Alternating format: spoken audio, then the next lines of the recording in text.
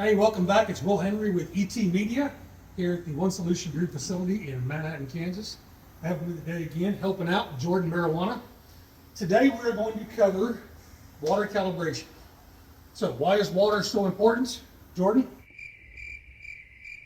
Why is it so important? Oh, you're asking me. Yes.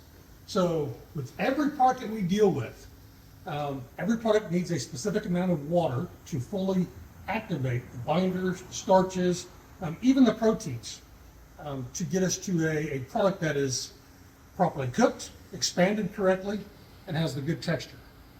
So it's extremely critical that our water inclusion system is on spec and calibrated properly. So we're going to run through that today.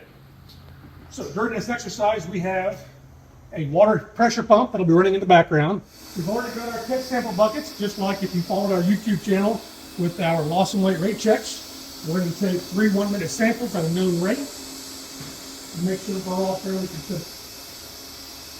Now for us, we've got a rotometer, but also a micromotion flow meter monitoring the water flow. So we've got good flow here. If we look on the screen, the water appears to be fairly steady. We might give it a second here. All right, we're looking pretty steady at about 72, 73 pounds. And Jordan, have you got your timer going? Yep. And tell me when to go. 3, 2, 1, go. So when I get to a minute, I'm just going to go from one bucket to the next. We're not going to stop. So I'm sure we discussed in the past, another role, active role of water within the extrusion system, specifically in the barrel. I know that when we train you on how to do startups, we like to flood the barrel a little bit with water during startup. And we're going to switch. There we go. The purpose for that is, the last thing we want to do is to send dry feed down the barrel. Okay? So a little extra water, even though we may be off spec on the product, but it ensures we have a nice smooth startup. We can always back that water out pretty easily in the barrel. But more importantly, water is a lubricant. So make sure that everything flows nice and smoothly through the barrel, through the screws, and then down the downspout.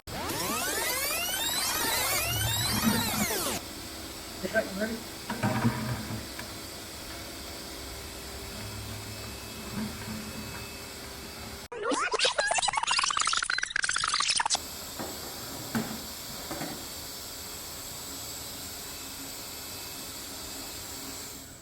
All right, let's weigh these 3 buckets.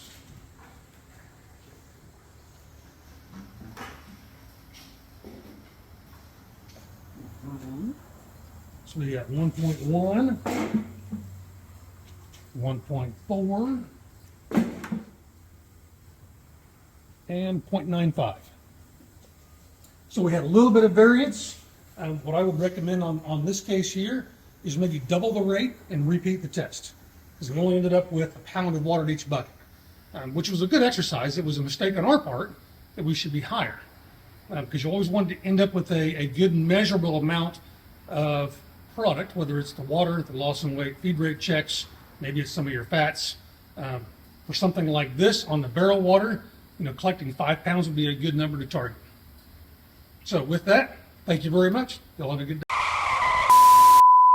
So hey, after a little bit of discussion and investigation, we discovered why our waters were off so far earlier. So if we look at these buckets, this one's reading empty at 0.4 pounds. This one's reading empty at 0.1 pound, and empty at 0. So I think that right there explains why our measurements earlier were off.